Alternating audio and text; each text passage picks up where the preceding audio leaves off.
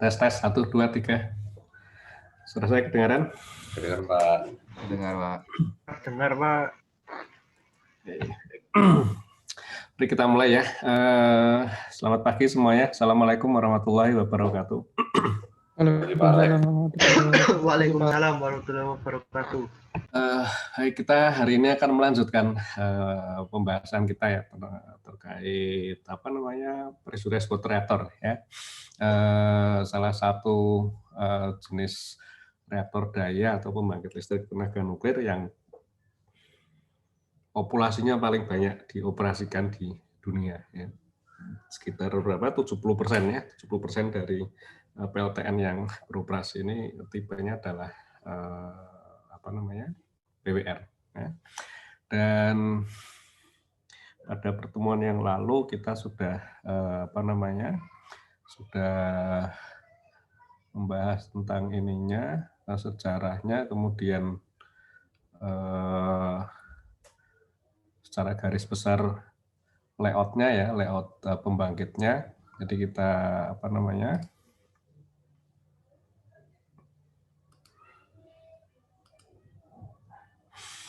kita lihat yang dari sini ya kemarin ya, kita bagi dua daerah ya, yaitu daerah yang kita sebut sebagai nuclear island, di mana di situ ada reaksi fisi ya, di dalamnya ada sistem primer dari bejana reaktor, kemudian pressurizer, steam generator, dan pompa.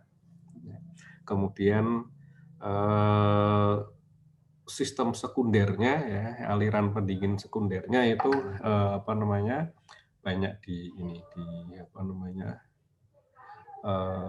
ada di daerah lain atau di zona lain yang kita sebut sebagai turbine island ya. Nah, di situ ada ada komponen turbin, kemudian kondenser, kemudian heaters ya, serta pompa-pompa pompa-pompa pendukungnya ya. Ada pompa air umpan atau feed water pump dan pompa kondensat ya. Ini kalau kemudian kita lihat skematik yang lebih detailnya seperti ini. Dan untuk tipe PWR 4 loop ini skematik ya, gambaran 3 dimensinya seperti itu. Layoutnya seperti itu. Oke. Kita kemarin sampai sini ya. Oh, ini sudah ya yang tri-loop PWR, kemudian ini skematiknya untuk untuk pendingin primer ya, kemudian susunan kalang ya, sampai sini ya kemarin ya. Baik, sekarang kita lanjutkan ya komponen utama dari tipe PWR ini, yaitu RPV ya, reaktor pressure vessel ya. Ini merupakan suatu bejana di mana di dalamnya kita menjumpai teras reaktor ya, atau nuklir core-nya itu berada di bagian dalam dari bejana reaktor. Nah, di sini kita bisa melihat skematiknya ya. Kita bisa membedakan ada bagian bawah kira-kira ya seperti ini. Ini yang bagian bawahnya, kemudian ini yang bagian tengah, kemudian yang bagian atas ya. Nah, yang di bagian tengah tentunya ini berisi bahan bakar fuel assembly ya, yang tersusun ke dalam semacam rak gitu ya. Fuel assembly-nya itu terpasang pada rak tersebut dengan susunan tertentu. Kemudian di bagian bawah ini yang kita sebut sebagai lower plenum. Kok mau sebentar. Nah, harus digeser. Ya. Nah, yang di bawah ini yang kita sebut sebagai apa namanya? Ups, kok jadi gini? Loh, kok aneh? Bentar. Kok jadi? Ini kok error ya?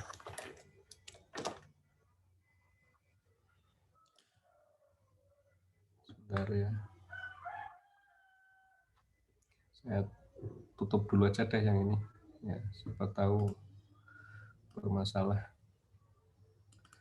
Sebentar ya. Ini saya stop sharing dulu. Tak tutup. Kemudian saya buka lagi.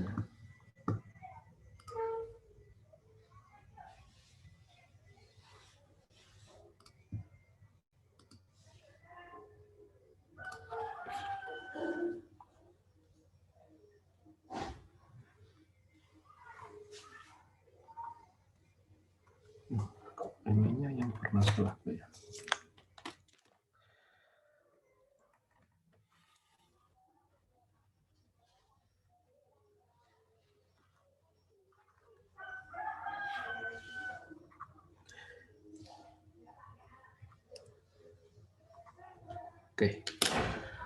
Oke, saya share lagi.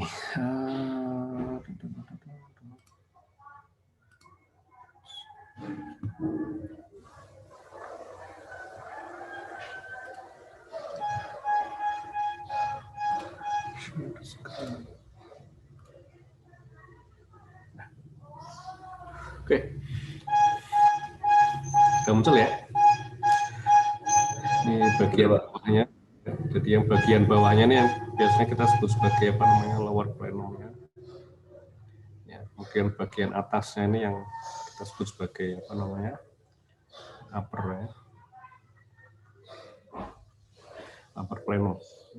Oke. Nah, kita bisa melihat ini di apa namanya di antara lower plenum dengan yang di bagian tengah.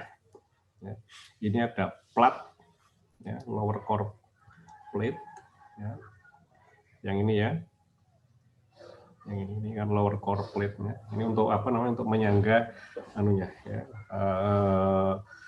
Terasnya ya. Jadi dia yang akan apa namanya mendukung posisi dari field assembly yang di dalam teras. Ya.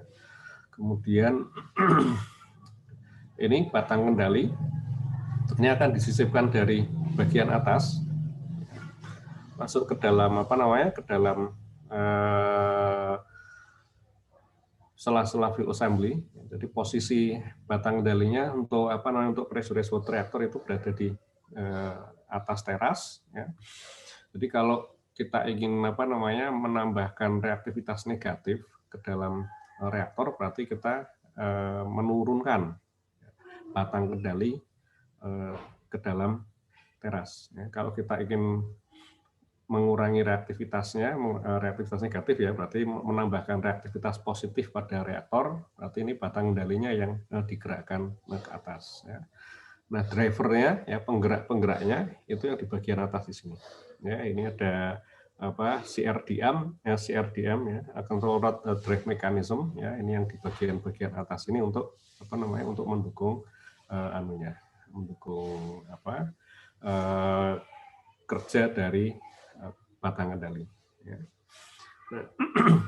Nah, di sini ada apa namanya? Ada core barrel ya, dan juga ada core bevel di sini ya. Nanti kita akan melihat anunya apa namanya bentuknya seperti apa ini kalau dikeluarkan ya teras apa namanya bahan bakarnya ya. Nah, kalau kita lihat gambaran anunya, ini yang bagian atas terasnya ya, bagian atas dari pressure vessel ya. Jadi ini tutupnya yang bagian ini ya, Anda bisa perhatikan ya. Ini tutupnya dari apa namanya pressure vessel, dan di bagian atas ini adalah apa namanya alat-alat untuk instrumentasi untuk kendali. Kemudian yang ini adalah bagian tengah di sini. Anda bisa perhatikan ini adalah inlet nozzle dan outlet nozzle. Ya, jadi ini ada inlet nozzle. Kemudian di sini ada outlet nozzle ya. Jadi ada beberapa lokasi yang nantinya tempat untuk fluida itu mengalir masuk ke dalam bejana dan juga akan keluar dari bejana. Dia masuk ini tentunya yang terhubung dengan dengan outlet. Sementara yang keluar ini yang terhubung dengan outlet. Jadi ini yang dingin, ini yang bagian yang panas. Nah ini yang bagian plat ini, lower core plate ke atas itu yang ini. Ya, kita bisa melihat kanunya ya. Jadi kalau diangkat gitu ya, ini dari bagian dari bagian bawah kita akan melihat struktur pendukungnya. Demikian, ini ada kolom-kolom anunya ya. Anda bisa melihat di sini ada core support column. Ini yang yang vertikal ke atas ini untuk mempertahankan tentunya integritas bagian ini. Dan field assembly-nya ini ditaruh di di atas plat ini, plat dari bagian bawah. Oke. Nah, apalagi ya yang perlu dilihat di sini. Ini gambaran anunya, gambaran umumnya seperti itu ya. Nah, kemudian ini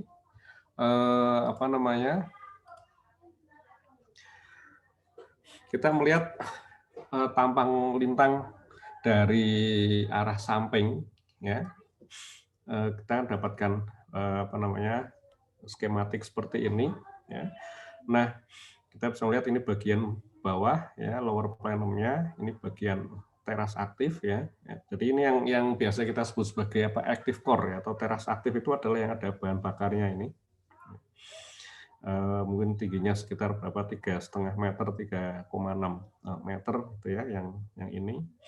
Kemudian ini yang upper plenumnya.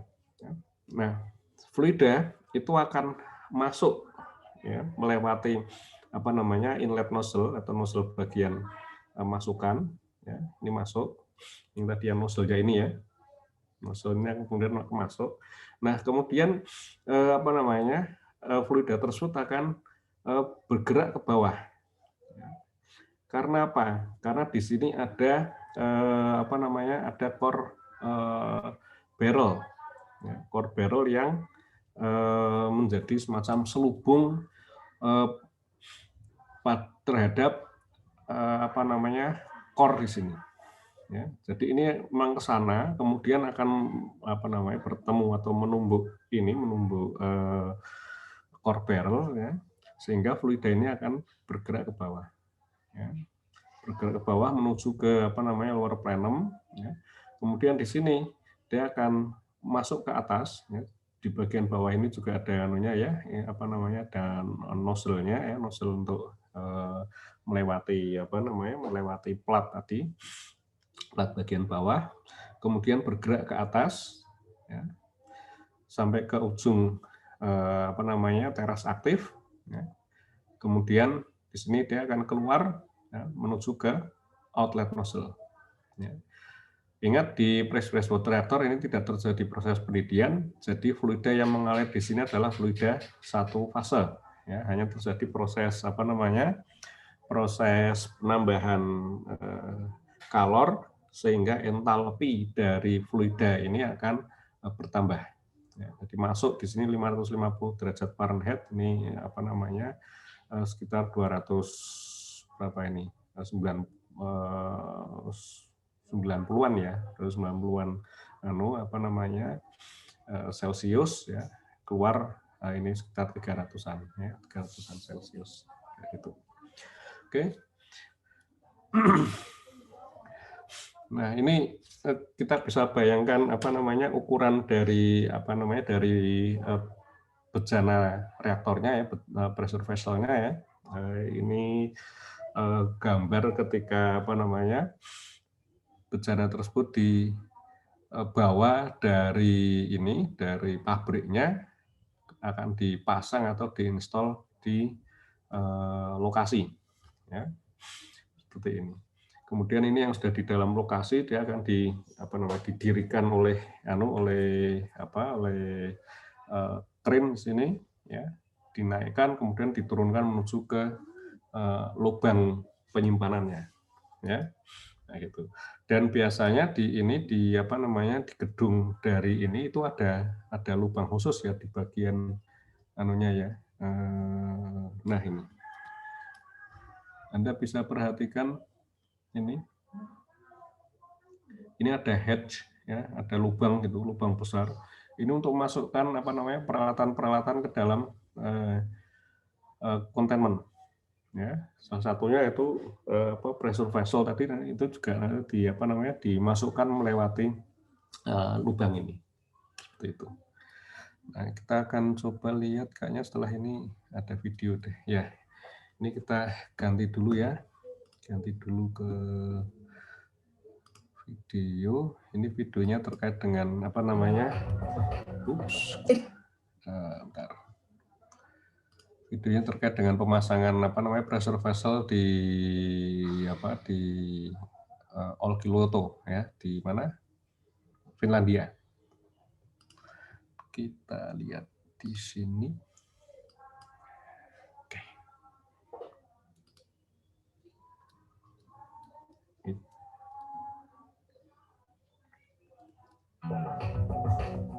It is 5 o'clock in the morning in Olkiluoto, the Finnish OL3 reactor site, the first EPR in construction. This morning, Arriva's OL3 teams prepare for a major event. The pressure vessel for the future reactor, 10 meters high, 5 meters wide, and weighing 420 tons, will be introduced into the reactor pit.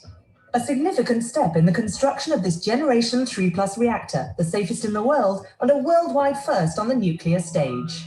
Today it's a huge milestone for us, because first it is the first heavy component that we bring inside the reactor. Okay, it's a big achievement because it's the start, really, the core business of Arriva, okay, the installation of all the main equipment and to assemble the nuclear primary circuit. Thanks to a temporary crane set up outside the buildings, the RPV has been introduced into the fuel building few days prior to this final operation. The pressure vessel is the first component being installed at Olkiluoto 3. Arriva's OL3 teams and their subcontractors have been working for months preparing the sequences which will enable the vessel to be placed into its final position. Of course, the preparation of an operation such as this one isn't done in just a few weeks or even months. All our teams have been working both in Châlons, in France, and on the site for several years already. And this work culminates here in a smoothly run operation without the slightest technical problem. Two operations are particularly delicate, positioning the vessel vertically and lowering it into the pit. 60 people will be working for 17 hours to carry out this spectacular maneuver. For us, the first lifting of one RPV, reactor pressure vessel, of EPR, first of a kind, all over the world. Today we are really demonstrating the Arriva's expertise. One thing we can say here, we are in a very important confinement, as you can see here in this building, but you have no noise, nobody shouting, everything has been prepared. So we are heading to commissioning. We are even preparing the commissioning here on site in full connection with our customer, TVO. It is 6 p.m. and the lowering of the pressure vessel can begin. It's a strategically complex maneuver, as the distance between the vessel and the pool's wall is minute. The real challenge we have with this operation is that the clearances are very minimal. We have a very large weight to handle, and the clearances to introduce it in the building are within a few millimeters. So it takes a lot of patience and a lot of knowledge, a lot of know-how to execute the job in a safe manner. 8 p.m. and the vessel is finally installed in the pit, a flawless exercise for Arriva's teams, who will continue to install Olkiluoto's heavy nuclear components in the coming months. I'm proud because so many people would have liked to be here to say that they helped install the EPR's pressure vessel. I have to say that I'm very, very proud of what they did. and what they will do, because they will continue to work. With this remarkable technical feat marking the beginning of the installation of the heavy nuclear components, AREVA demonstrates its expertise in the construction of Generation 3+ reactors. This project will help us to develop an EPR fleet worldwide by the implication of the teams here. The Taishan project has already 50% of its teams having experienced either OL3 or FA3, and this is already a major key to success. It is the teams making the experience here that are bringing a major asset to our company.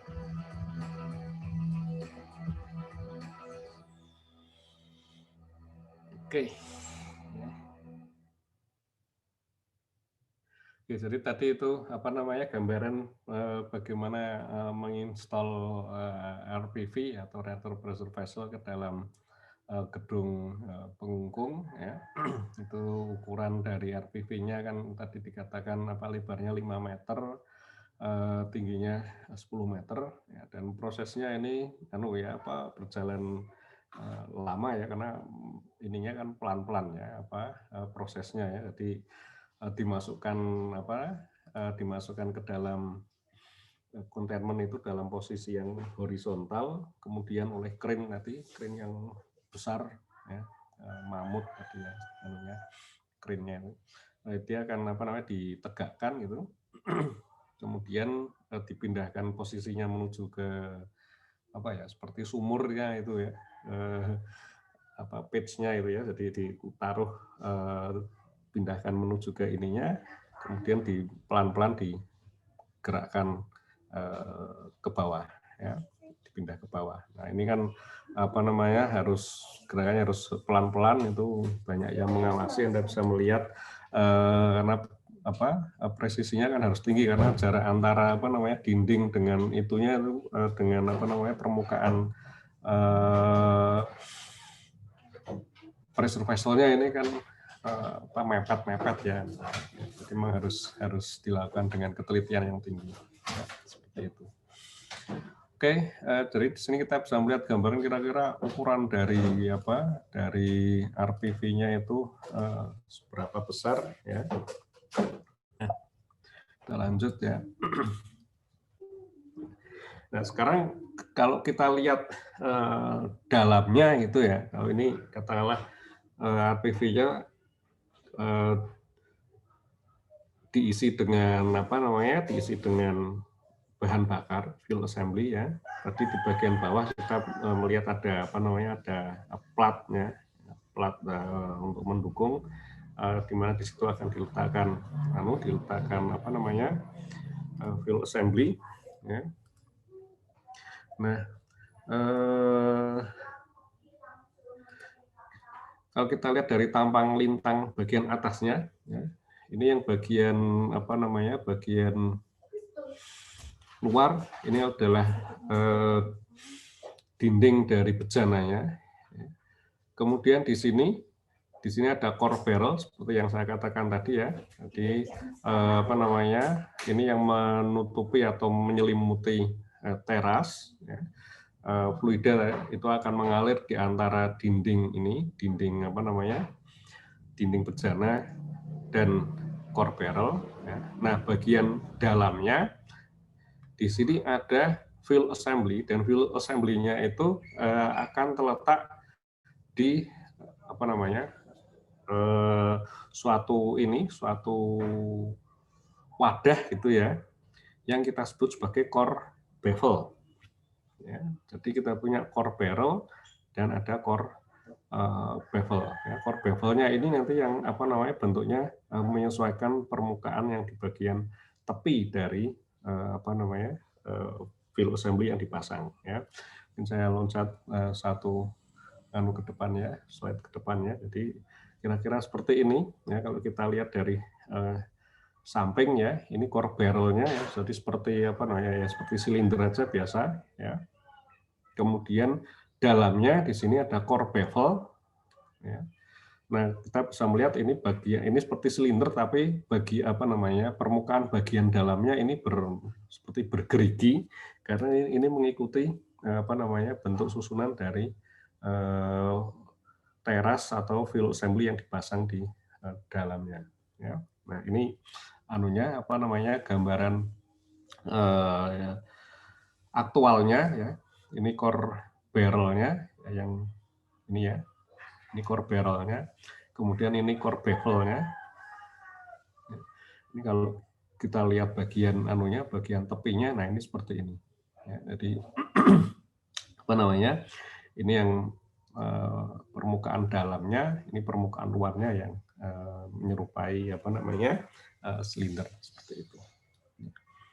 Oke, nah ini tadi yang yang tadi diangkat gitu ya, yang diangkat terus kelihatan bawahnya ini nanti ngangkatnya kan berarti dari bagian ini ya, dari bevelnya itu diangkat terus kita melihat melihat plat bagian bawah. Nah kemudian ini field assembly itu akan ditaruh ya, ditaruh kemana? Ditaruh di masing-masing posisi ini ya, di masing-masing posisi yang ada di dalam core bevel ya. Tentunya ini posisinya ini harus pas ya. Jadi satu kotak ini seperti ini akan berisi satu field assembly ya. Jadi seperti yang bisa Anda perhatikan di sebelah kanan ini sudah diisi sebagian ya, ini field assembly-nya sudah masuk terisi sebagian ya. Jadi satu field assembly ini ya misalnya seperti ini akan mengisi ke bagian-bagian tertentu di dalam ini. Oke, kayak gitu. Nah,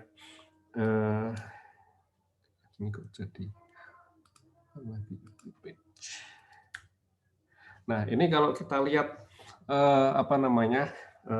bagian bawahnya, ya, bagian bawah ya di atas plat tapi bagian pendukung untuk field assembly kita bisa perhatikan bentuknya seperti ini. Ya, jadi memang ada semacam rak gitu ya, kotak-kotak gitu, di mana ini nanti akan terhubung dengan bagian bawah dari struktur dari field assembly. Ya, jadi ini dimaksudkan untuk posisi dari field assembly-nya itu biar fix gitu ya, tidak berubah, tidak bergerak-gerak ya ketika reaktor itu dioperasikan. Ya, ingat aliran fluida yang mengalir ke dalam reaktor itu flow rate-nya itu besar ya, kecepatannya itu juga besar ya. Jadi ini harus harus tahan, field assembly ini harus tahan terhadap terhadap gaya gesek yang akan mengangkat field assembly itu biar tidak terbawa ke atas ya, seperti itu. Karena kalau dari dari mekanika fluida Anda tahu ya bahwa nanti gaya gesek itu kan sebanding dengan kecepatan kuadrat gitu kan, sebanding dengan V kuadrat. Jadi semakin cepat ininya V-nya, maka gaya geseknya itu semakin besar ya. Nah, kalau gaya geseknya ini melebihi dari kemampuan di sini untuk menahannya ya, berarti kan ada gravitasi terus ditambah dengan gaya yang menahannya itu ya. Kalau gaya gesek ke atasnya ini melebihi gaya ininya, yang ke bawah ya field assembly-nya akan terpental ke atas ya. Nah, makanya ini harus dipastikan untuk dia berada pada posisi yang tepat di dalam teras reaktor ya, seperti itu.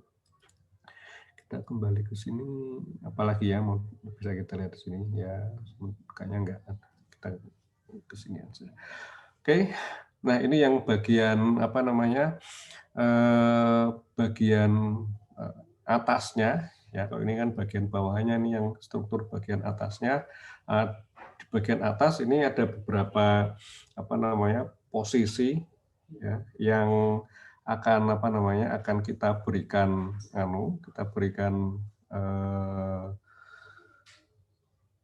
sensor suhu ya. Ini kita sebut sebagai HJTC, Heated Junction Thermocouple. Ya. Thermocouple ini kan sensor suhu ya. Nah, jadi ini di di beberapa assembly ini diberikan thermocouple untuk mengukur suhu yang ada di dalam teras.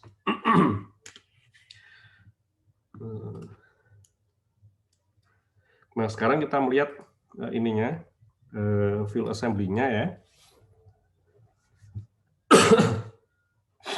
Ya. Pada pada pressurized water reactor ya, fuel assembly itu berbentuk segi 4 atau square ya. Kayak kalau dalam perhitungan baik itu thermal maupun metronik kan kita melakukan perhitungannya untuk fuel assembly, kita menggunakan square pitch ya. Jadi seperti satu sel yang terdiri dari satu fuel pin yang susunannya berulang-ulang dengan susunan yang berupa segi 4 ya. Nah, untuk reaktor yang sekarang beroperasi dengan daya di atas 1000 MW ini batang bahan bakarnya ini disusun dalam kisi 17 kali 17 ya. Jadi kita bisa melihat di sini ini skematiknya ya. Kita punya 17 baris fuel pin ke sana ya, dan 17 baris fuel pin ke arah sana ya, ke arah X dan ke arah Y gitu ya. Ini kalau kita lihat dari dari samping ya seperti ini ya. Nah, satu fuel pin tentunya isinya ada ada fuel pellet ya. Nah, akan tetapi meskipun kita punya 17 kali 17, tapi tidak semua lokasi tersebut diisi dengan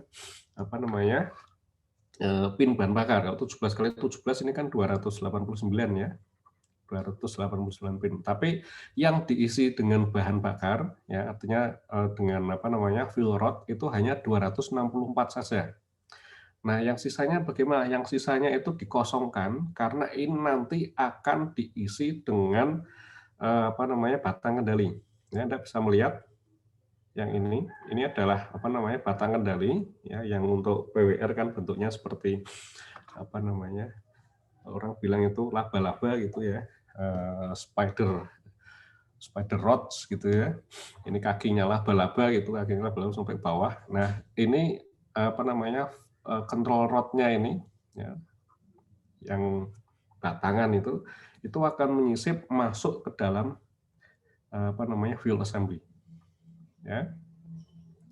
Yang kalau di sini kan yang ini yang seperti ini ya, yang diarsir hitam. Oke. Nah, tapi yang yang di bagian tengah ya,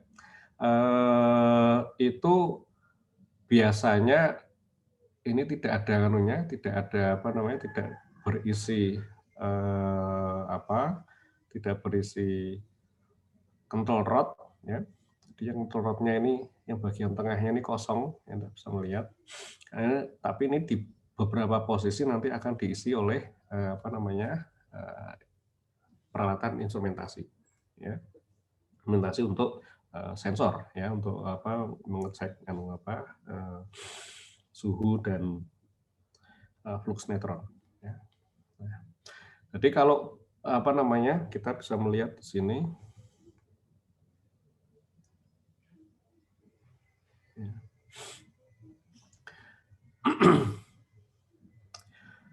Ini posisi perangkat bahan bakar yang di dalam teras aktif ini kan tentunya akan mengisi masing-masing kotak ini ya. Tapi yang ada yang ada lingkarannya ini adalah lokasi di mana di situ akan ada batang kendalinya. Jadi tidak semua posisi itu ada batang kendalinya.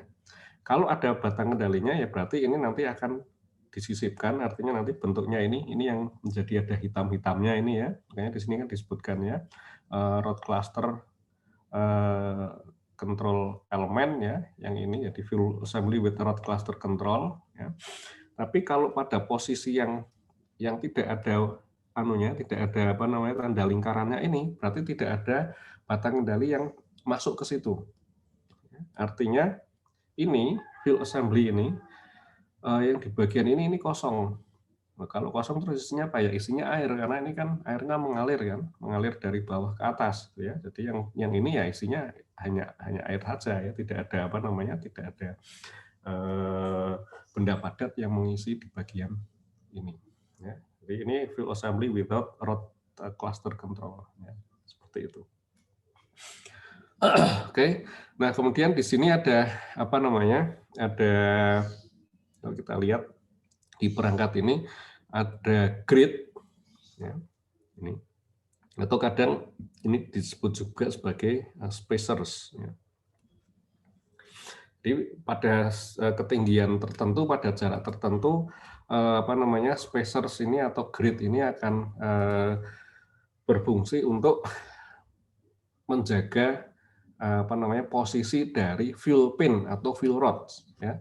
Jadi ini kita menyebutnya sama ya, fuel rods dengan fuel pins ini maksudnya sama ya.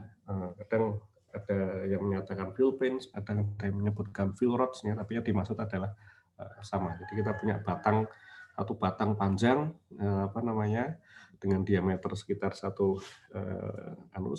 cm gitu. Kemudian dia akan menyisip ya di dalam ini ya, ukuran 17x17 ini. Nah, karena bentuknya itu ramping ya, ini diameternya 1 cm, tapi tingginya itu kan sekitar 3,5 cm, 3,5 meter ya. Kalau apa namanya, kalau dikenai atau dilewati oleh pendingin dengan kecepatan yang tinggi, dia akan getar gitu kan. Nah, sehingga yang dikhawatirkan itu apa? Yang dikhawatirkan adalah antar fuel pin atau fuel rod itu akan terjadi benturan. Ini kan apa, jaraknya ini kan juga mepet-mepet ya. Jadi ini kalau dilewati oleh apa namanya, oleh pendingin, dia akan getar seperti ini ya, bisa bertumbukan. Nah, sehingga di antara ini harus diberi jarak gitu ya. Nah, caranya dengan memberikan grid atau spacer. Kita lihat, kita bisa melihat di sini ya. Kita apa namanya, ini dimungkinkan ya. Jadi dipasang ke dalam spacersnya tadi, terus ini ke arah aksialnya ini ada beberapa ya. Ada beberapa spacers ya. Nah, sehingga ini diharapkan posisi dari apa namanya, posisi dari fuel pin itu tidak akan bergetar ya. Jadi tidak terjadi proses tumbukan antar satu fuel pin dengan fuel pin yang lain ya, seperti itu. Nah, tapi ini dari aspek apa namanya, aspek mekanika fluida ya, dengan adanya spacers ini akan menambah pressure drop gitu kan. Karena kalau misalnya pendingin itu lewat sana hanya pada fuel pin saja, ini kan berarti kebanyakan pressure dropnya kan dari friksi pada fuel pinnya. Tapi karena di sini ada apa namanya, ada spacers ya, berarti kan fluida itu seperti tertahan oleh spacer tersebut ya, sehingga banyak apa namanya, ada energi yang kemudian ditransfer dalam bentuk friksi pada spacer tersebut. Jadi apa namanya, tekanan dari fluida itu di apa namanya, di bagian atasnya sekarang menjadi lebih rendah lagi ya. Nah, kemudian nanti dari aspek apa namanya, aspek thermal ya, ini nanti akan ada akan ada efeknya terhadap proses perpindahan panas juga ya, karena itu tadi ada pressure drop-nya, kemudian nanti arah alirannya ini, karena kalau terlewati di situ dia akan ada semacam apa ya, swirl gitu ya, memutar ya, arus berputar di bagian sekitar ini, sekitar apa namanya, sekitar spacers tersebut. Nah, ini akan menyebabkan proses perpindahan panas di sekitar spacers ini juga menjadi apa namanya, menjadi tidak efektif ya, tidak terlalu bagus dibandingkan kalau hanya apa namanya,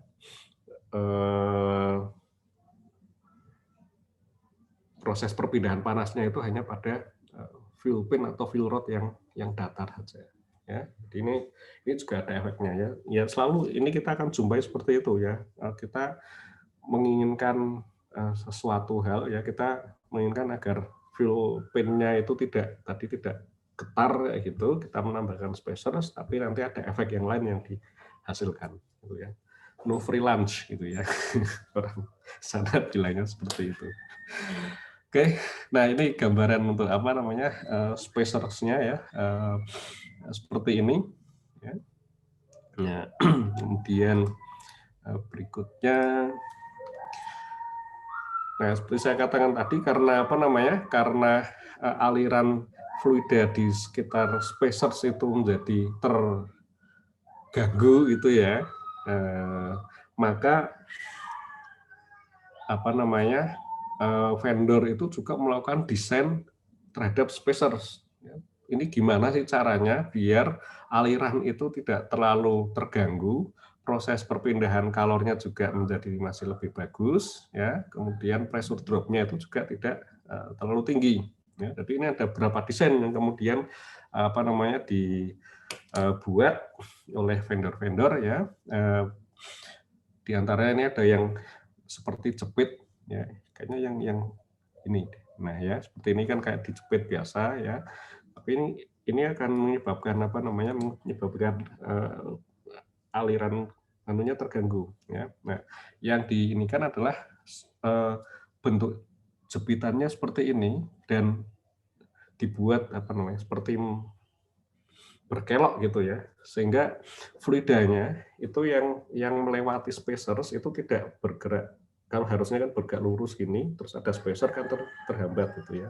Nah kalau ini dengan ada apa namanya dibuat berputar seperti ini, gerakan dari apa fluidanya sekarang naik, kemudian akan seperti muter gitu ya, seret kayak gitu, baru ke atas. Ya.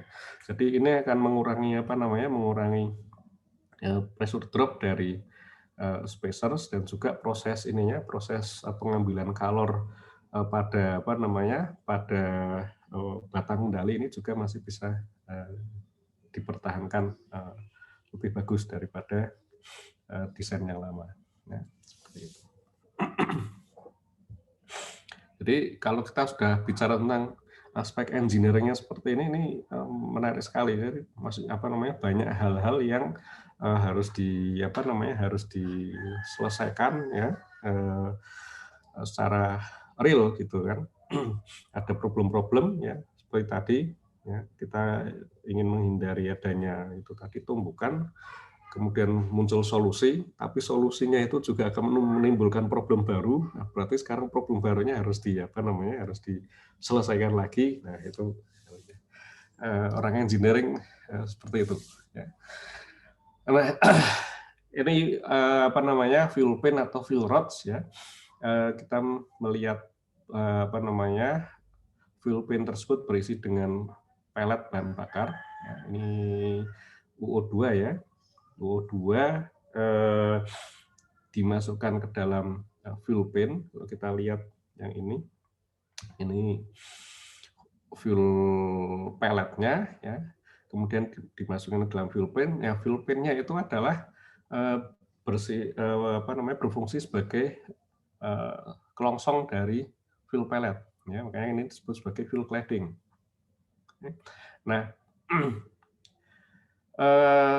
karena ukurannya ini kecil, ya, ini kan sekitar apa namanya, sekitar berapa ya, sekitar 2 sentinan lah ya ini tingginya. Ini sementara panjang dari apa namanya, panjang dari fuel pin-nya ini sekitar 3,5 meter. Berarti kan ini harus diisi ditumpuk itu kan, ditumpuk satu persatu anunya, ya, fuel pelletnya. Oke. Nah, agar bisa memastikan bahwa fuel pelletnya itu tetap berada di berada di dalam di dalam fuel pin dan posisinya itu tetap utuh, ya, maka di bagian ujung, ya, ujung bawah dan ujung atas dari fuel pin ini ada tutupnya ya, end cap ini maksudnya tutupnya ya. Nah, di bawah dari ini tutupnya itu di sini diberi spring, ya, diberi pegas, ya. Pegasnya ini nanti akan menekan fuel pellet, ya. Ini yang atas, yang bawah juga demikian, ya. Yang bawah ini juga ada ada pegasnya juga, jadi pegasnya akan menekan dari atas dan dari bawah sehingga fuel pelletnya tetap berada di dalam posisi yang fix, yang tetap di dalam fuel pin.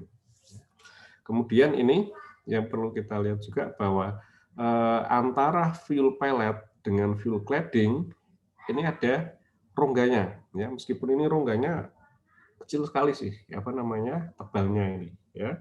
Tapi ini dimaksudkan untuk apa? Dimaksudkan untuk mencegah terjadi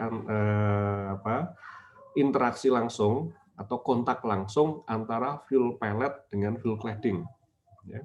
Karena kalau terjadi kontak langsung, ini akan menyebabkan kerusakan material, ya. Nah, yang tidak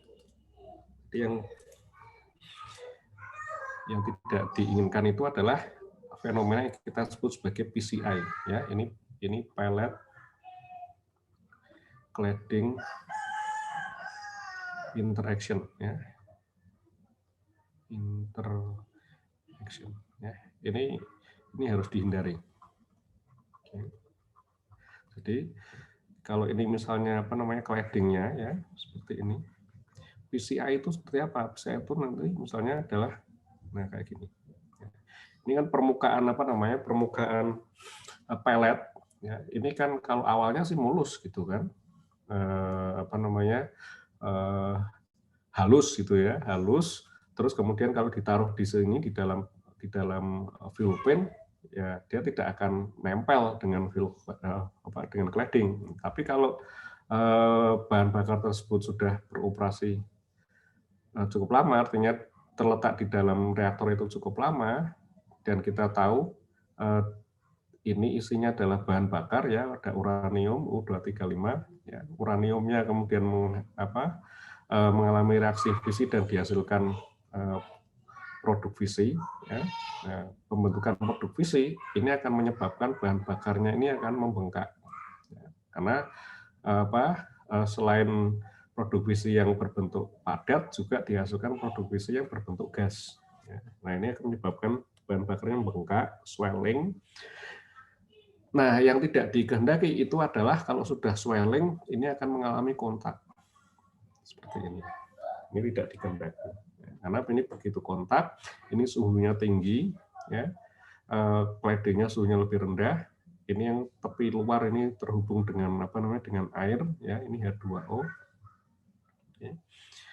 Nah, di sini akan ada gradien suhu yang tinggi antara tepi yang mengalami kontak ini, kemudian juga ada tekanan internal, ya. Jadi air ini kan punya tekanan, ya. Jadi kita melihat di sini ada tekanan eksternal dari air. Nah, dari sini juga akan memberikan tekanan internal, ya. Nah, tekanan internal di sini ini bisa lebih tinggi daripada tekanan internal ini. Nah, yang terjadi apa? Yang terjadi ini mengalami tekanan yang berlebih sehingga ini akan gagal. Nah, kalau gagal, ini suhu tinggi, kemudian gagal, di sini akan ada cracking, ya, retak gitu, ya. Ini gambarin. Enggak retak gitu, ya. Kayak gini. Maka air ini ada kemungkinan dia akan migrasi masuk ke sini. Ya. Nah, ini yang tidak diinginkan, karena kalau air kontak langsung dengan bahan bakar, ya, pada suhu tinggi, ini berbahaya. Nah, makanya ini diberi apa namanya, diberi gap, diisi dengan gas helium. Ya, seperti itu. Oke, nah kemudian berikutnya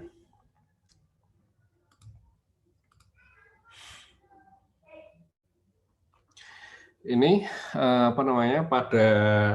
pada posisi-posisi tertentu ya, pin atau field assembly itu juga bisa diberi burnable poison atau racun dapat bakar ya. Jadi tipenya itu ada tipe yang homogen, ada tipe yang heterogen.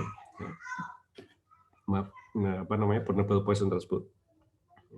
Nah, ada beberapa cara yang bisa digunakan untuk menambahkan ya burnable poison ke dalam field assembly ya. Misalnya adalah Anda mencampurkan burnable poison, misalnya gadolinea ya. Ini yang biasa digunakan ini kan gadolinea dan erbia ya, GD2O3 dan ER2O3 ya. Jadi Anda mendapatkan gadolinea secara homogen dicampur dengan bahan bakarnya. Ya. Ini yang kita sebut biasanya kita tuliskan kan seperti ini ya, UO2 plus GD2O3, misalnya sekian persen ya, misalnya 5%, dicampur secara homogen. Nah kemudian campuran tersebut diisikan seperti halnya dalam bentuk pelet. Ya. Nah, jadi di dalam satu fuel pin ini, ya, ini bahan bakarnya, ya, ini adalah campuran antara UO2 dengan GD2O3. Ya. Ini dalam satu fuel pin. Nah, fuel pinnya itu kemudian dipasang pada pada posisi-posisi tertentu. Misalnya ini di KSNP 1000 ya, Korea ya. Ini yang ada ada tanda ini. Enggak terlalu jelas. Ini ya yang sebenarnya ini diarsir hitam kayak gini. Ini berarti ada gadolinea pinnya ya. Jadi ini di bagian ini ya. Ini adalah pin yang berisi gadolinea. Ya, jadi di bagian-bagian itu ditambahkan pin yang khusus yang sudah ditambahkan gadolinea.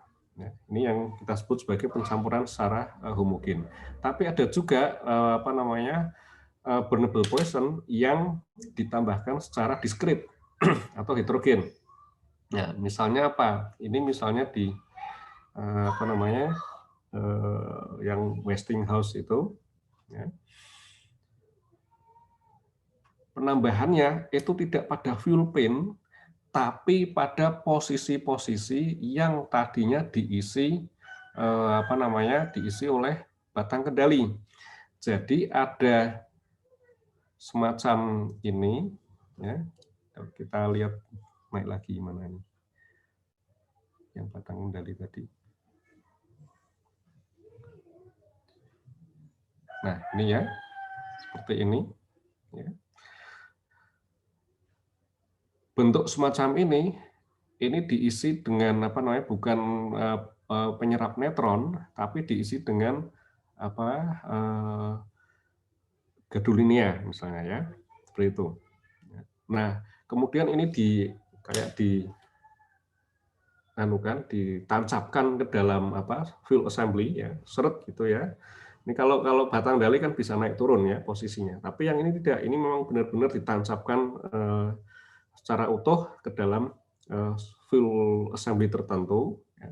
Nah, baru kemudian fuel assembly yang ditancapkan tadi itu kemudian ditaruh ke dalam posisi tertentu pada teras reaktor. Nah, berapa jenis ininya atau berapa banyak penambahan dari ininya dari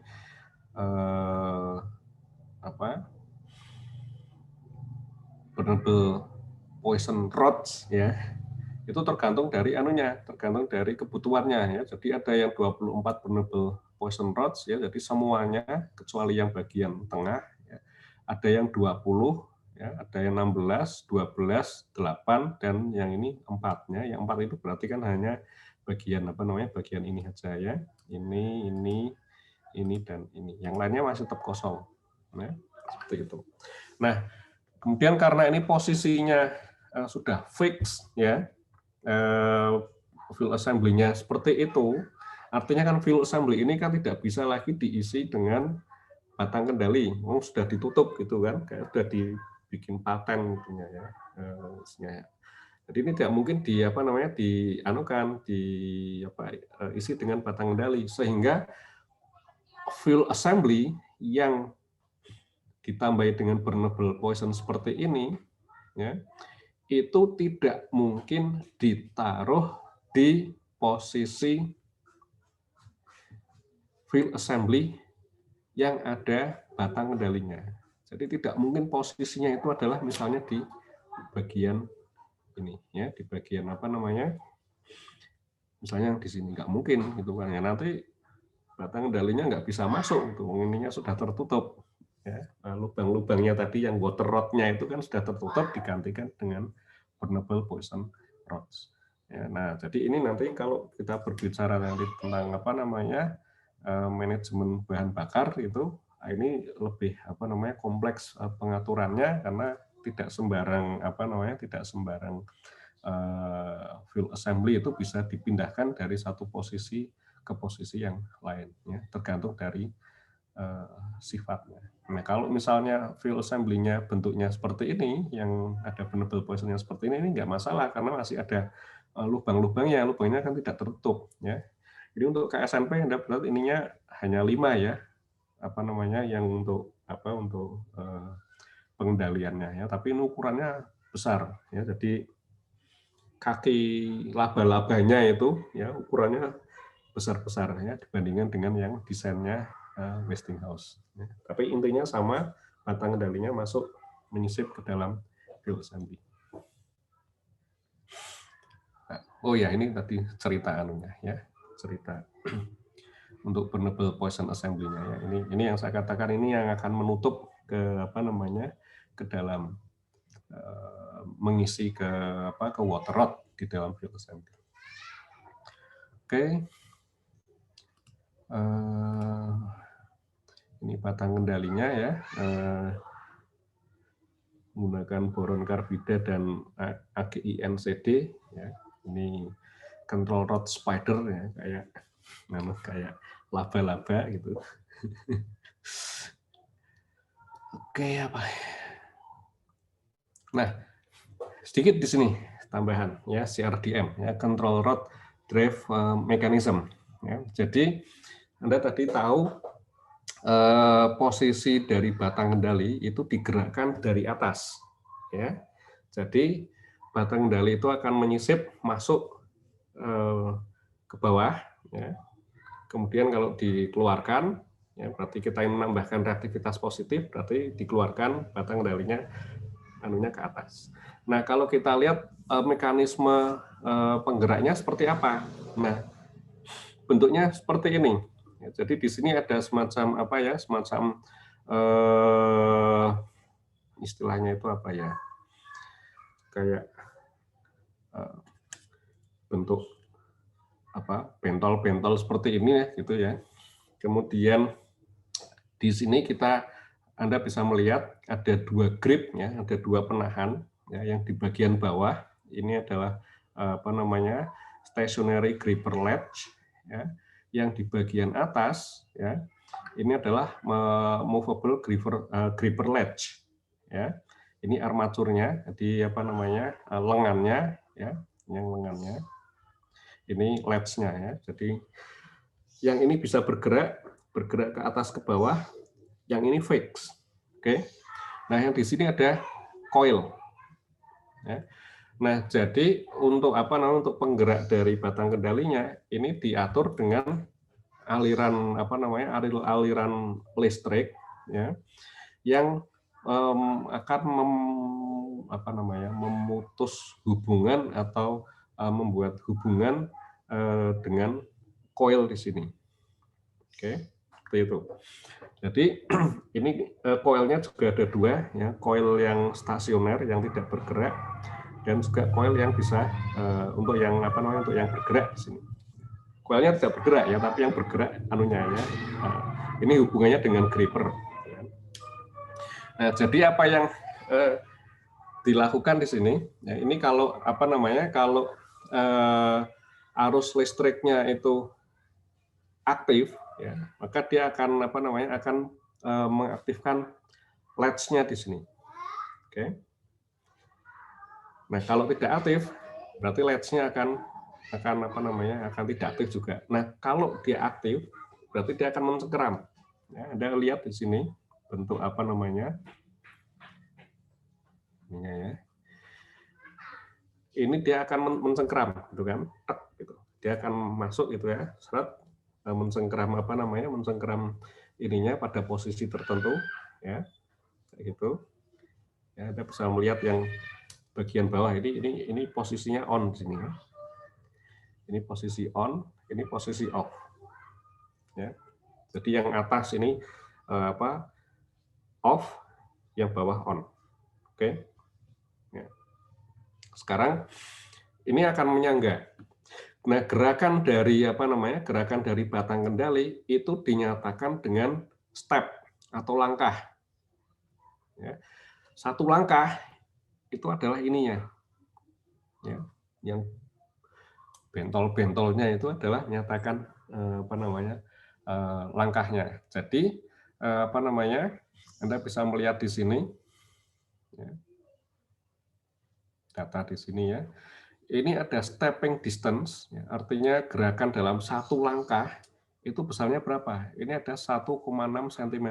Ya, jadi gerakan dalam satu step itu adalah 1,6 cm. Jadi kalau batang kendali itu digerakkan misalnya 10 step, itu artinya batang kendali digerakkan sejauh 16 cm. Ya. Karena dia akan bergerak secara diskret per stepnya. Oke. Nah, ini caranya bagaimana? Nah, caranya berarti sistemnya akan mengatur coil mana yang diaktifkan dan coil mana yang dimatikan, ya, atau di off-kan. Ingat, yang bawah itu stasioner, tidak bergerak. Yang atas, ya, itu bisa bergerak, ya, bisa bergerak ke atas, bisa bergerak ke bawah, seperti itu. Ya. Nah, jadi apa yang dilakukan? Kira-kira Anda punya bayangan nggak? Yang ini bisa bergerak ke atas bawah, yang ini fix, yang bawah itu fix, ya. Kemudian tangan saya kelihatan. Kalau misalnya kita mau mengeluarkan mengeluarkan batang kendali, ya, artinya mau menggerakkan menambahkan reaktivitas positif, kira-kira apa yang perlu dilakukan? Ini kita mau mengangkat batang kendali, ya. Tapi ada dua anunya, ya. Bawah ini fix, atas ini bisa bergerak. Kira-kira apa yang dilakukan? Ada yang punya ide?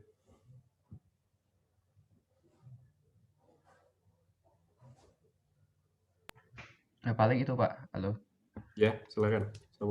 Jadi yang fix itu kan nahan dulu. Kalau misalkan mau dinaikin berarti kan ntar yang movable itu dia tuh ke bawah, ke paling mentok bawah, terus dia cengkram, terus ya berarti yang paling maksudnya yang stasioner terus dia lepas, terus yang movable dia naikin ke atas, terus kan mentok udah.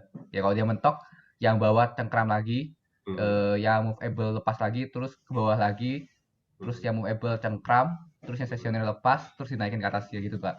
Ya, oke, ya. Jadi gantian gitu ya. Ini yang bawah ini awalnya mesti nyengkram ya, karena dia akan jaga biar ini tidak jatuh gitu kan. Jadi yang atas nih bergerak ke bawah, ya, kemudian nyengkram gitu kan. Yang bawah lepas, ya, kemudian ini naik ke atas, ya, tek gitu. Yang bawah nyengkram lagi, ya. Terus atas lepas lagi, bergerak ke bawah, nyengkram, yang bawah lepas, kemudian yang atas bergerak ke atas, ya. Yang bawah nyengkram lagi, ini lepas lagi kayak gitu ya. Jadi ini prosesnya seperti itu, bertahap ya. Nah, kalau diturunkan bagaimana?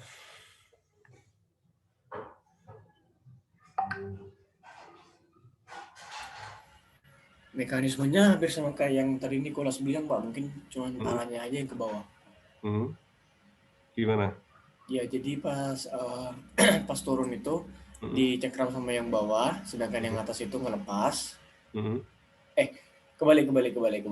Dicengkram sama yang atas, terus digerain ke bawah, terus dicengkram sama yang bawah, yang atas ngelepas. Oh iya, saya masih bingung, Pak. Nggak jadi, Pak. Intinya ini nggak boleh lepas loh ya, anunya nggak boleh lepas ya. Jadi ini dipegang dulu gitu kan, pegang dulu.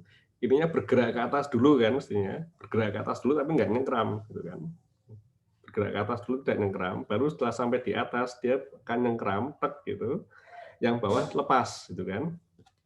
Bawah lepas, tapi ini kan masih ketahan gitu kan. Nah baru ini kan bergerak ke bawah, tek gitu ya. Baru yang bawah nyengkram, ini lepas, atas bergerak lagi ke atas, ya, nyengkram lagi, yang bawah lepas, ini bergerak ke bawah, ya seperti itu. Oke, jadi ngaruhnya apa? Logikanya seperti itu. Nah, makanya ini tadi langkah naik turunnya itu yang disebut sebagai step, ya dalam langkah dan kecepatannya itu tadi 1,6 cm per stepnya.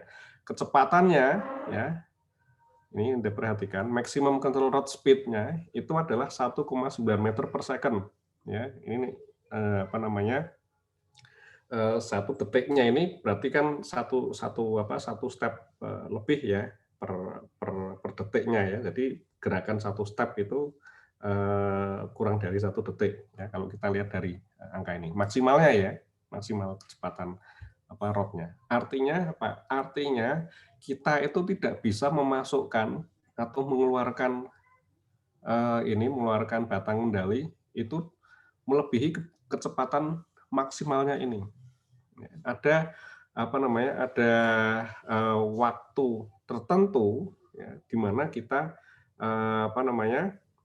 mampu menggerakkan batang kendali. Sehingga kalau misalkan katakanlah ya, ini akan sebenarnya nanti bisa dihitung ya. Ini kalau dari yang ini aspek aspek pengendalian secara mekaniknya ya.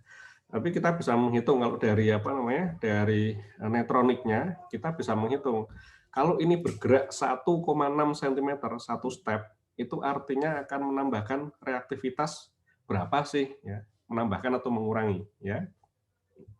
Jadi kalau dikeluarkan kan berarti menambah reaktivitas ya. Kalau digerakkan 1 step ke atas, ini nambah reaktivitasnya itu berapa? Ya.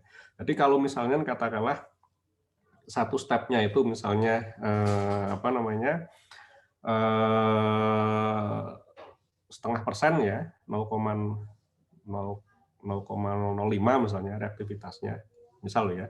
Berarti kan kalau kita mau menambahkan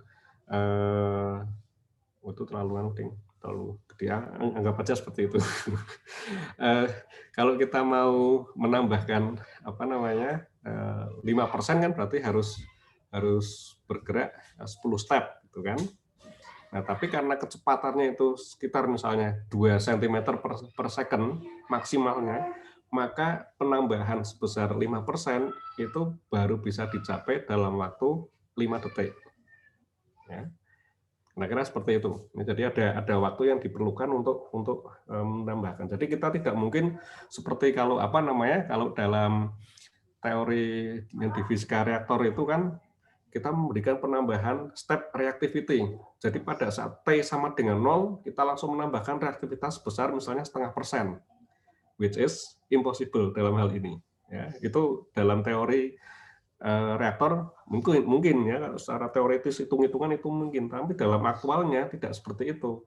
Yang mungkin adalah penambahan reaktivitasnya kalau melihat seperti ini sifatnya apa? Bukan step ya, bukan kayak gini terus naik ke sana, tapi yang mungkin itu adalah linear ramp ya, di mana ini slope-nya slope penambahannya maksimalnya adalah sebesar ini. 1,9 cm per second, ya ini nanti kan bisa bisa dikonversikan, ya nanti penambahannya berapa PCM per detik, gitu. Oke. Ya.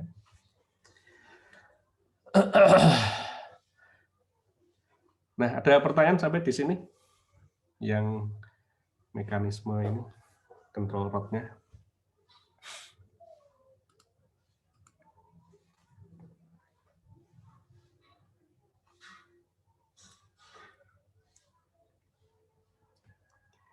Ya, udah cukup jelas ya yang ini ya. Nah, oke, sekarang kita masuk ke ini, ke bagian susunan terasnya ya. Loading dari ini. Ini sebagai contoh ya. Dalam satu fill core ya, dalam teras tadi kan diisi oleh sekian banyak fill assembly. Ya. Jadi yang kalau ini susunan terasnya seperti ini, ya ini tepi-tepinya ini kan baffle-nya, ya. Kemudian yang masing-masing kotak ini diisi oleh fill assembly. Ya. Tapi tipe dari fill assembly yang dimasukkan itu seringkali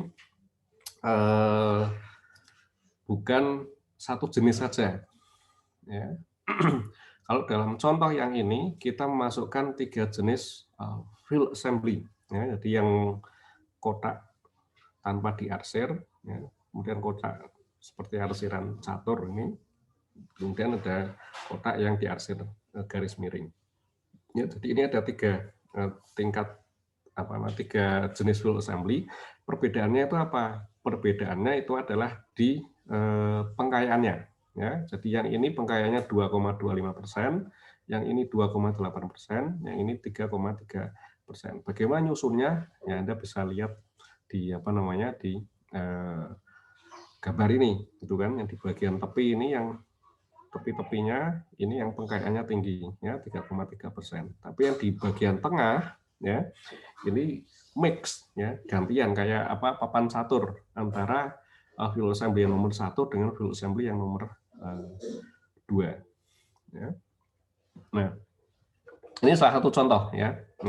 Ini yang kita sebut sebagai loading pattern tipe checkerboard, ya, jadi kayak papan catur. Ya. Nah,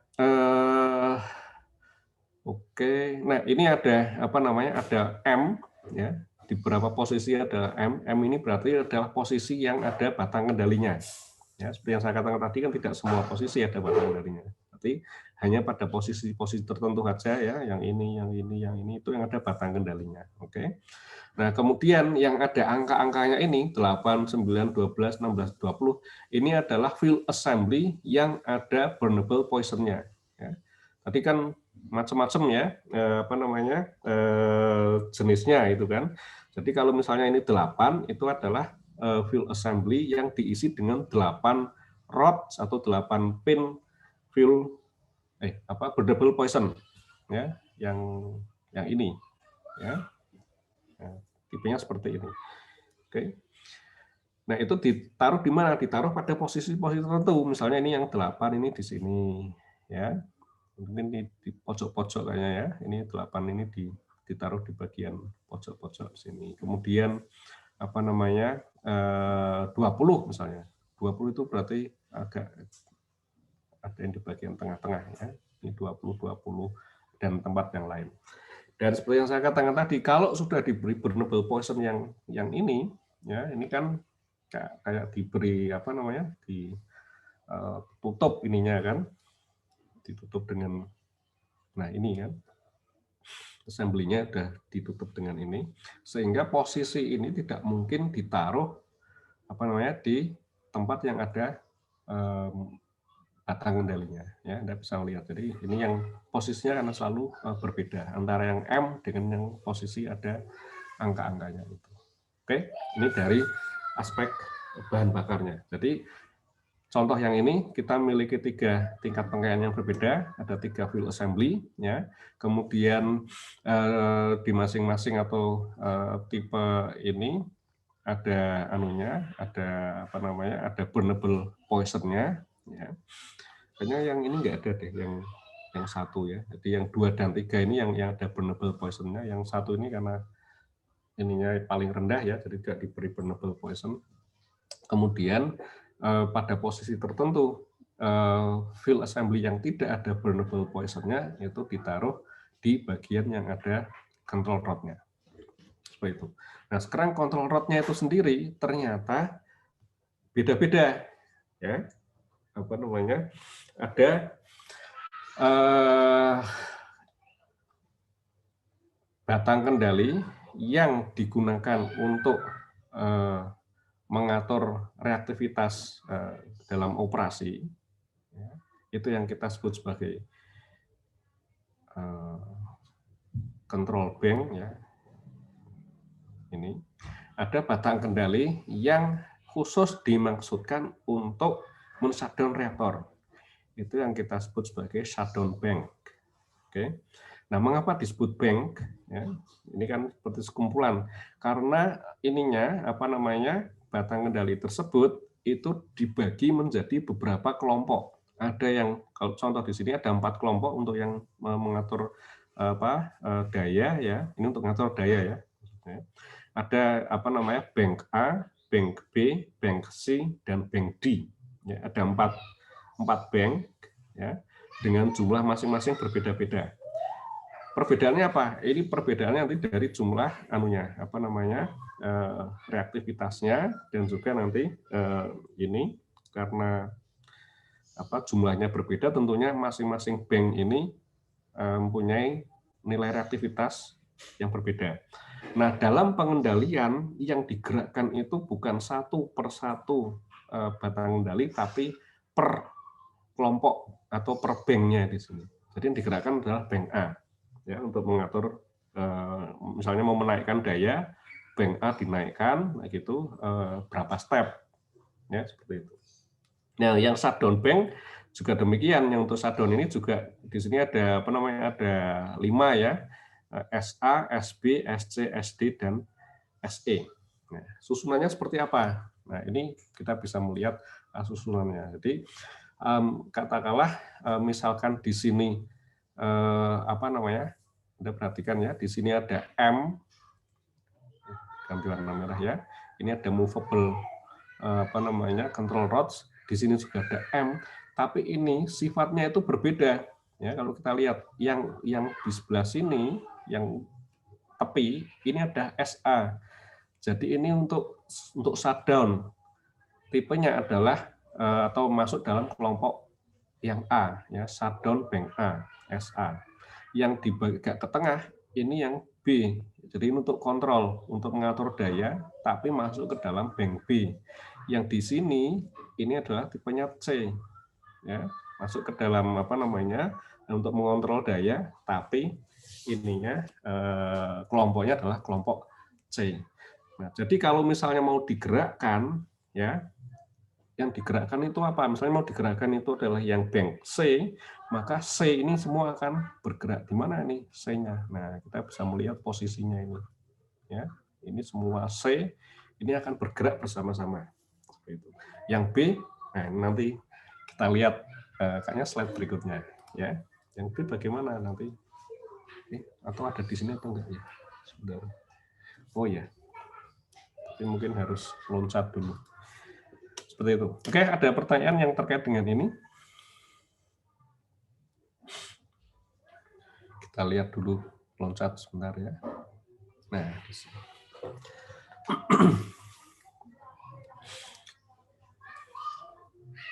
Nah, apa yang bisa kita lihat di sini? Nah, yang kita lihat adalah untuk menggerakkan apa namanya, menggerakkan batang kendali, bisa katakan tadi yang digerakkan kan per bank, ya, per kelompok. Oke. Nah, yang digerakkan dulu itu adalah bank D. Ya. Nah, ini kita bisa melihat, ya, total step dari ininya, dari batang kendalinya ini ada 228. Ya. Kalau 228 itu artinya 228 step. Ini artinya semua control rod batang kendali ini keluar, ya semua.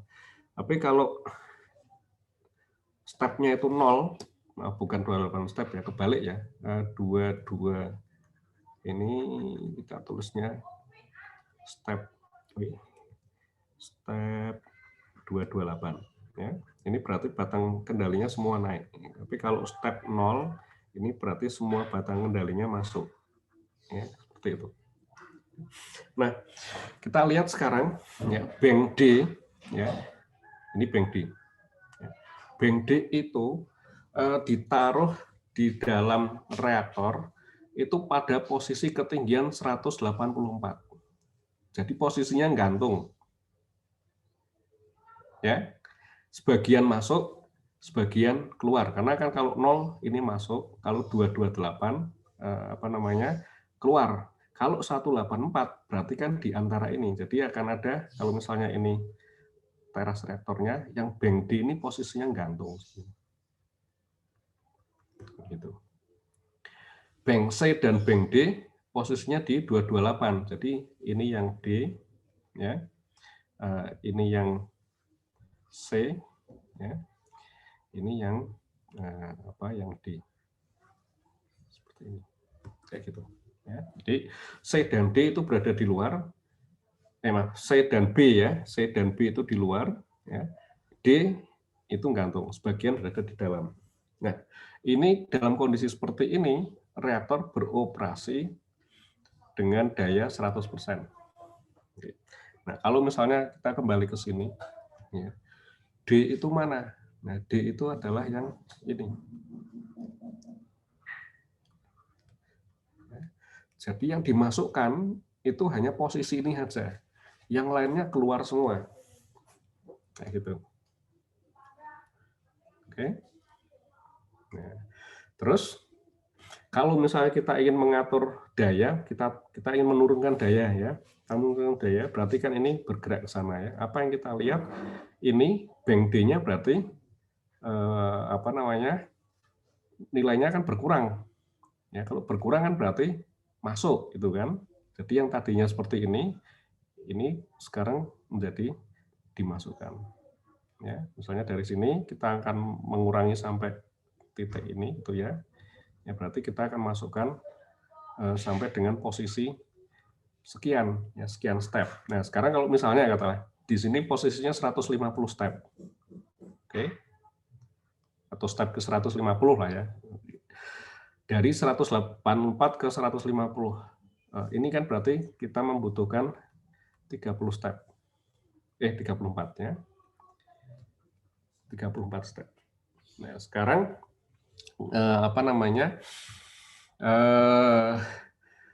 karena tadi kecepatannya ya, misalnya kecepatan maksimumnya itu sekitar 2 cm ya. Anggap aja 1 step lah ya. Sekitar itu ya. 1 step per second, anggap seperti itu ya.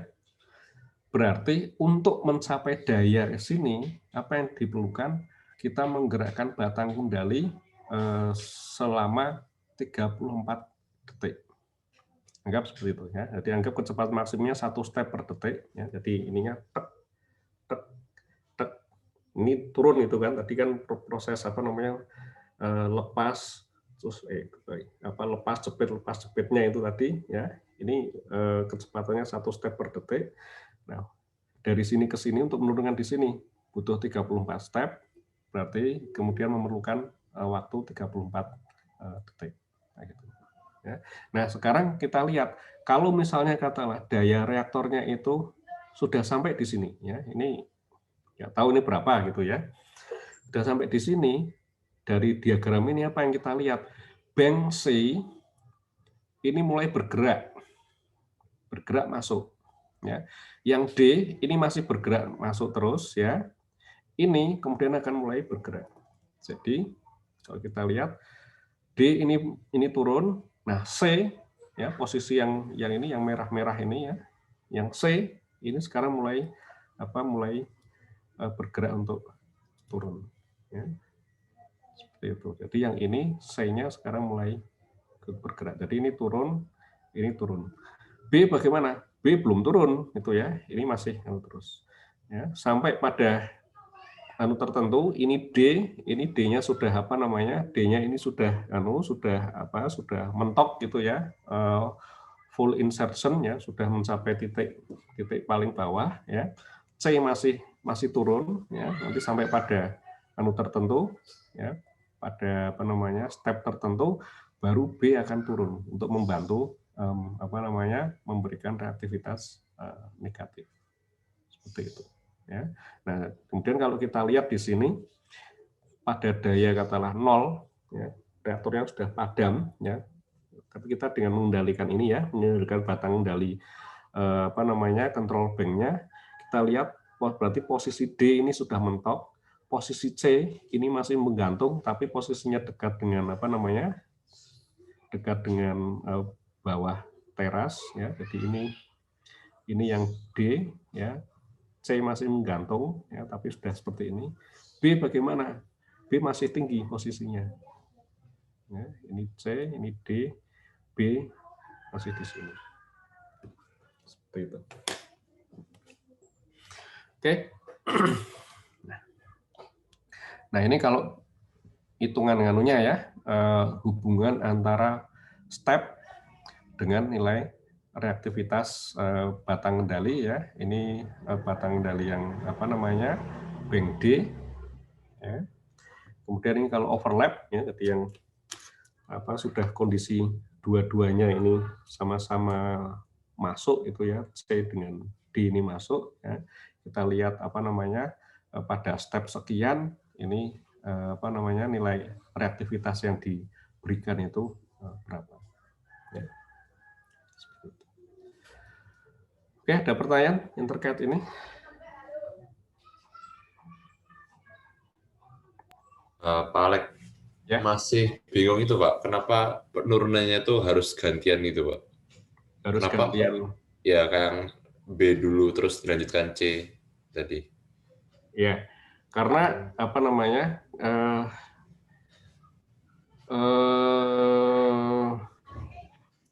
kita mengapa tidak langsung semuanya gitu ya? Iya kan bisa aja semuanya tapi lebih kecil gitu jaraknya. Ini kan gantian tapi besar-besar gitu jaraknya. Nah, ini. Ya, oke. Ini nanti ada hubungannya dengan dengan kecepatan kemampuan tadi stepnya itu serta ini reactivity worth dari masing-masing banknya. Jadi ini kan beda-beda ya sebenarnya, yang D ada sendiri, yang C ada sendiri, yang B sendiri, A sendiri. Karena apa? Anggap kalau misalnya kita punya yang sama ya, per control rod itu katakanlah reaktivitasnya sama, tapi per banknya bisa beda-beda karena di sini yang bank A ini kan jumlahnya ada 4. Ya, bank B ini ada 8, artinya kalau B itu masuk, ini kan masuknya bareng-bareng kan, 8 rod itu masuk. Jadi di sini akan memberikan memberikan tambahan reaktivitas yang lebih besar dibandingkan dengan yang A. Jadi masing-masing misalnya sama-sama turun 10 step, yang B ini nilainya menjadi penambahan reaktivitas negatifnya kan lebih besar dibandingkan yang A. Seperti itu. Ya, jadi ini juga kita lihat, ini kan C8, D5 ya, kan anunya seperti itu. Nah, ketika ini turun itu nanti ada anunya. Nanti kita akan ketika kita masuk ke simulator ya. Jadi ketika kita mau menaikkan atau mau menurunkan daya itu kita tidak bisa sembarangan ya, kita harus geraknya itu pelan ya, karena nanti ada hubungannya dengan periode reaktor. Jadi diperkirakan ya, berarti yang masuk itu adalah laju maksimalnya sekian sekian PCM per detik misalnya ya.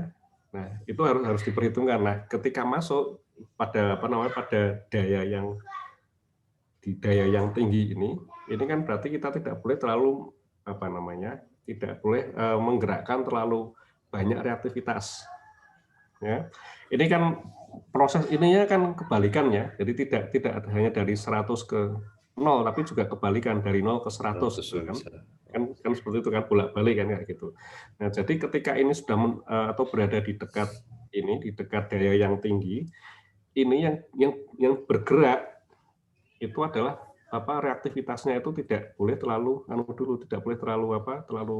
besar kayak gitu. Makanya kan digerakkan yang D dulu itu kan 5 kan. 5 dulu. Nah, kalau setelah agak turun kayak gitu, baru yang reaktivitasnya agak tinggi yang digerakkan ya.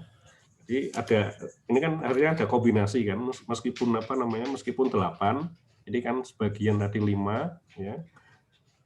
Berarti 13, tapi posisi ininya nanti kan juga akan mengaruhi posisi dia pada pada posisi berapa. Makanya di sini ada grafiknya di sini kan, pada posisi sekian yang di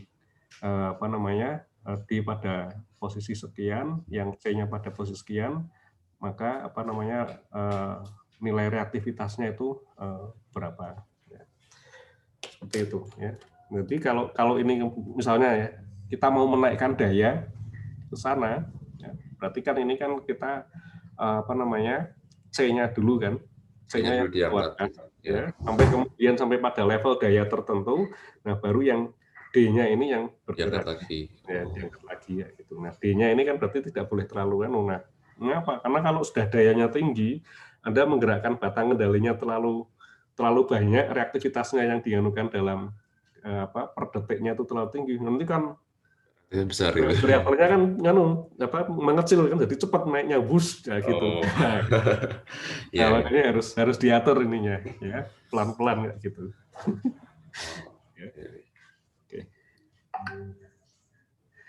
Oke, ada lagi? Nah, sekarang ini mungkin akan juga ya, kalau Anda ngambil yang TPDN mungkin akan masuk ke sini juga. Tapi mungkin saya perlu saya berikan penjelasan sedikit di sini, karena nanti kita akan masuk ke ke simulator ya, dan di simulator itu kan kita perlu tahu apa yang ada terkait dengan kontrolnya gitu ya. Jadi gini, waktunya tinggal sedikit ya. Untuk untuk sistem kendali dari reaktor itu ada 2 jenis ya, yang kita sebut sebagai turbin leading, yang kedua itu kita sebut sebagai reaktor leading. Kalau turbin leading itu artinya perubahan daya ya, itu dipicu, dikendalikan dari perubahan daya pada turbin ya. Ingat ya, kalau yang turbin ini kan kita berbicaranya tentang listrik ya. Jadi ada daya listrik, yang ini adalah yang thermal yang dihasilkan dari reaktor ya, dari reaksi fisinya ya. Yang ini thermal ini ya, reaktor ini kontrolnya dari batang kendali ya, control rod. Yang ini turbin leading, ini nanti kontrolnya dari apa? Dari governor ya. Governor ini hubungannya dengan dengan valve ya. Jadi ngatur umpan uap yang masuk ke turbin. Seperti itu.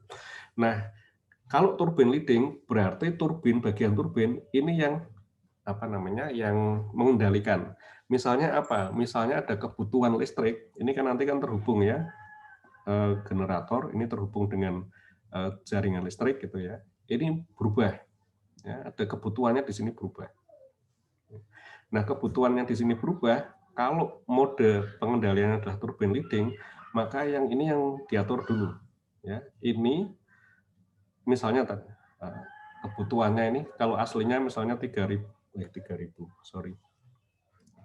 Setelah 1.000 ini kita berbicara tentang listrik ya, megawatt elektrik. Ya. Tapi kemudian ternyata kebutuhannya turun menjadi setengahnya, menjadi 500 megawatt elektrik. Maka apa yang dilakukan? Ini akan akan leading, akan berubah dulu, dan itu akan menggerakkan sistem kontrolnya ya, tentunya akan menggerakkan atau mengatur seberapa besar pembukaan, kalau ini berarti penutupan ya, penutupan steam control valve-nya ya. Jadi kalau tadinya buka 100%, ya, misalnya aktualnya sih tidak selalu 100%, ya, di bawah 100%. Misalnya buka 100%, kemudian kalau ini diturunkan menjadi 500 megawatt, ya berarti ya kasarannya berarti kan harus ditutup menjadi separuhnya, ya. Ini akan nutup. Nah, begitu ini menutup, berarti kan nanti akan ada apa? Kelebihan uap. Ya, kelebihan uap yang dihasilkan. Karena ini kan reaktornya masih beroperasi full power, ya, tapi kebutuhannya di sini berkurang. Turbin valve-nya di sini nutup, ya. Flow rate-nya ini awalnya, ya, kita berbicara urutannya, ya. Uapnya yang dihasilkan ini kan masih tetap, kan? Awalnya seperti itu. Jadi yang ke sana M dot-nya ini masih tetap, yang masuk ke sini ini berkurang, M dot-nya berkurang. Kalau ini masih tetap, berarti kan masih kelebihan uap, ya. Maka apa yang dilakukan di sini, kita punya bypass valve, ya. Ini TBV, ya, turbin bypass valve. Yang ini steam control valve atau kadang TCV juga, ya, turbin control valve. Ini akan menutup, bypass valve-nya ini akan buka. Karena apa? Karena ini akan mengalirkan sebagian dari uap yang dihasilkan di sini menuju ke langsung di bypass langsung menuju ke kondenser. Yang menuju ke turbin ini kan berkurang, ya, karena ini akan menghasilkan daya yang lebih rendah. Nah, tapi, ya, ini kan nggak mungkin terus-terusan seperti ini. Yang dibangkitkan ini masuk M dot-nya sebesar ini. Kalau ini kebutuhannya berkurang, mestinya M dot-nya ini idealnya ini akan kira-kira menjadi separuhnya, gitu kan. Nah, apa yang dilakukan? Nah, ini akan diperintah ini untuk mengurangi M dot ini diteruskan ke sistem ini, ya, control rod control system, ya. Jadi dari informasi tentang beban dari turbin diteruskan ke sistem pengatur batang kendali. Nah, ini yang kemudian akan menurunkan batang kendali, ya, untuk mengurangi tingkat daya dari reaktor. Nah, kalau daya reaktornya ini berkurang, ya, berarti nanti pembangkitan kalor yang dialihkan atau dialirkan, ya, diambil ke reaktor kemudian ditransfer menuju ke steam generator ini juga akan berkurang. Ya, kalau ini berkurang, nanti ini M dot yang ke sini, ya, ini juga akan berkurang. Ya. Jadi ini yang kita sebut sebagai turbine leading. Jadi yang startnya itu dari sini. Ya. Nah, nanti untuk mengurangi ini nanti ada hubungannya ngaturnya nggak sederhana ini nanti, ya.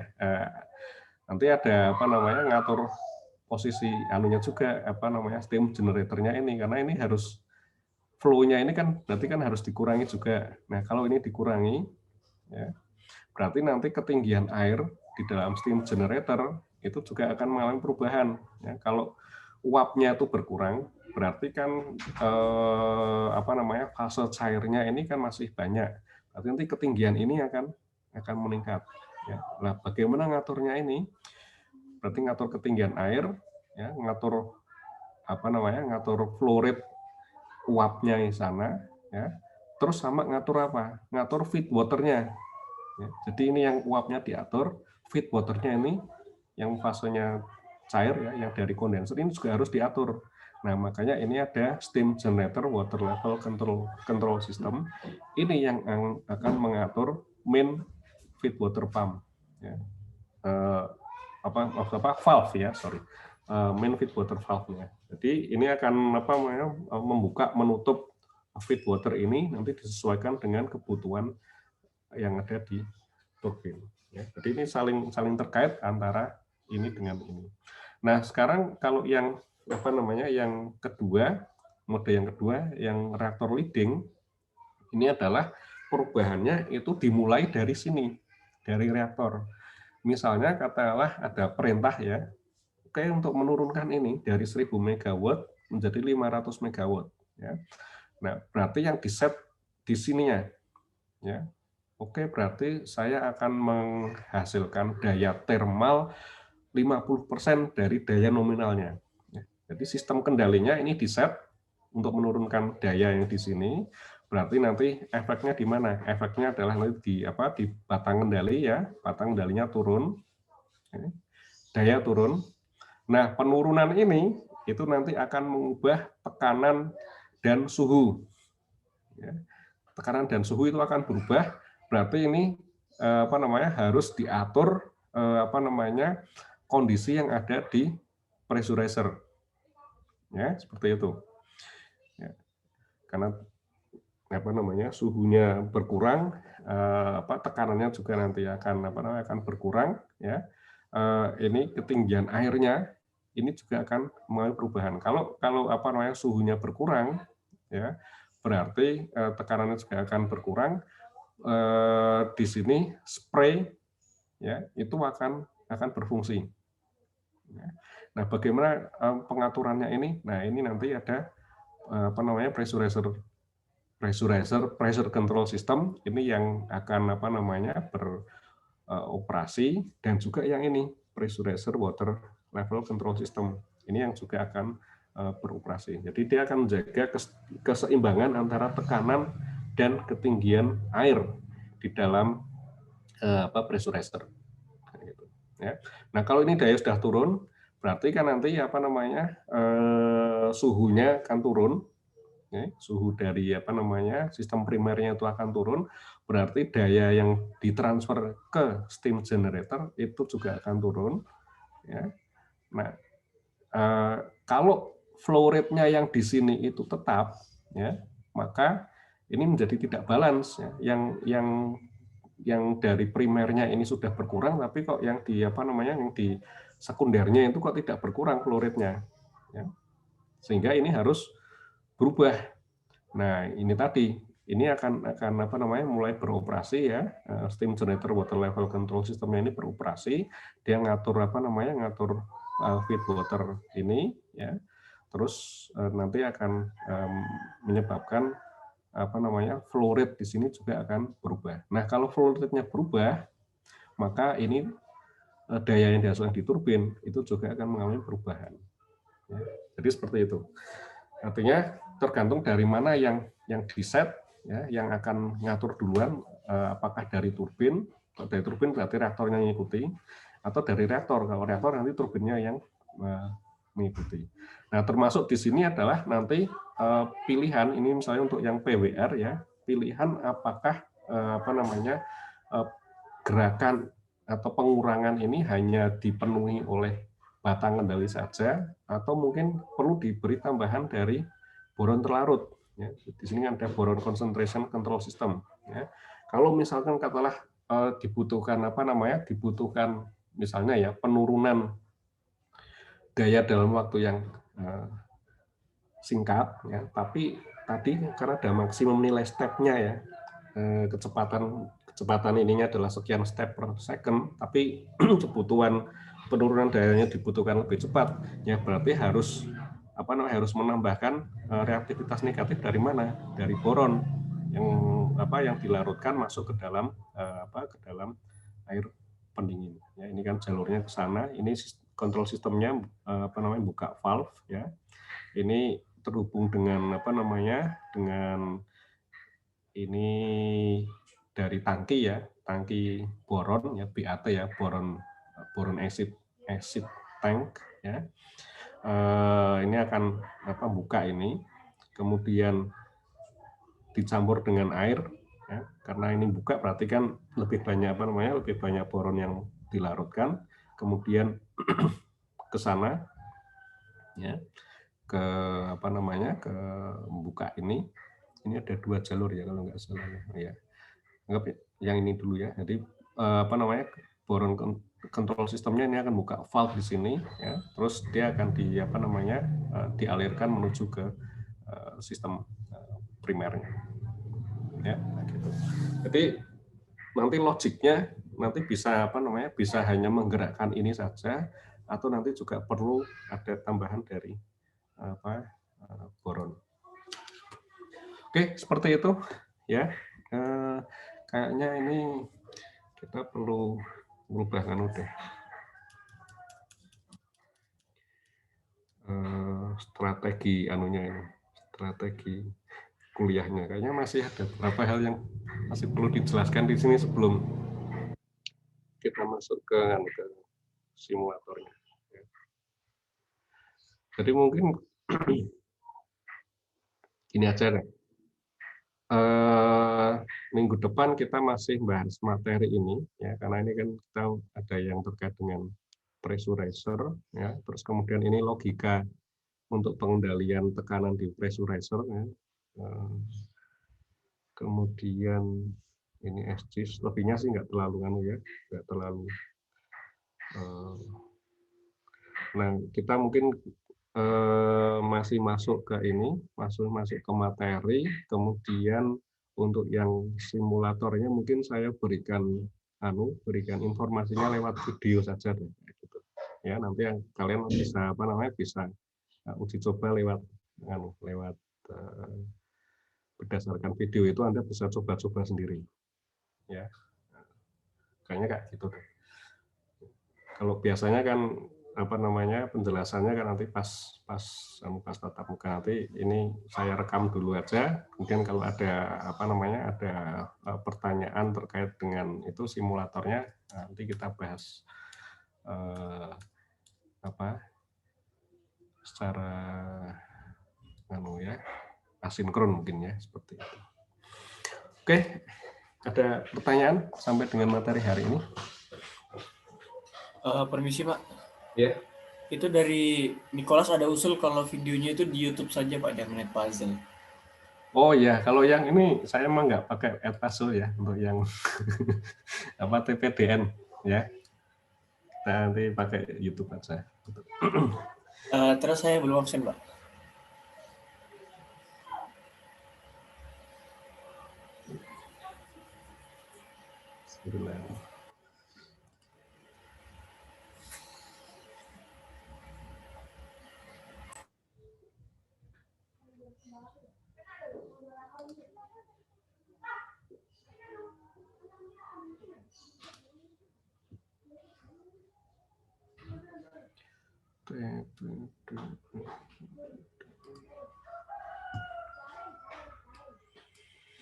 Yang belum siapa? Bagas Pak. Saya Pak. Kayaknya sudah ditambahkan deh.